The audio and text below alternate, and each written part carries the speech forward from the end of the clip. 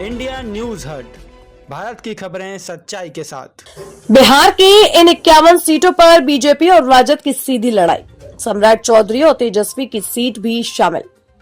राजद की 143 कुल सीटों में 51 पर भाजपा से लड़ाई है।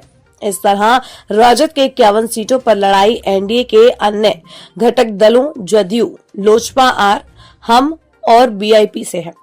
इन्हीं 51 सीटों में ही उप मुख्यमंत्री सम्राट चौधरी और विपक्ष के नेता तेजस्वी यादव का। बिहार की 51 विधानसभा सीटों पर भाजपा और राजद के उम्मीदवार आमने सामने हैं। भाजपा 101 तथा राजद 143 सीटों पर अपने उम्मीदवार उतारे हैं। इस तरह देखें तो भाजपा की सर्वाधिक सीटों पर लड़ाई राजद से होगी। वहीं शेष 50 सीटों पर भाजपा की टक्कर कांग्रेस और महागठबंधन के अन्य घटक दलों से है।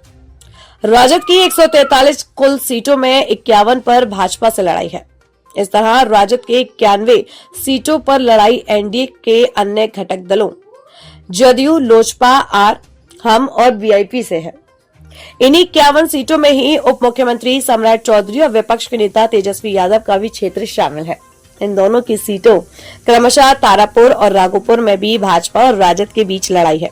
भाजपा के दोनों पूर्व सांसद दानापुर से रामकृपाल यादव और सीतामढ़ी से सुनील कुमार पिंटू की लड़ाई भी राजद प्रत्याशियों से है।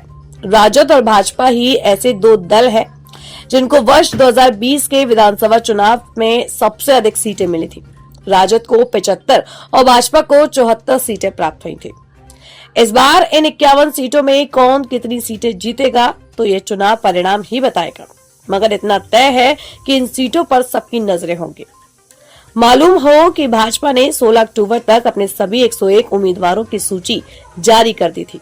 वहीं राजद ने 20 अक्टूबर को अपने सभी 143 उम्मीदवारों की सूची सार्वजनिक की है।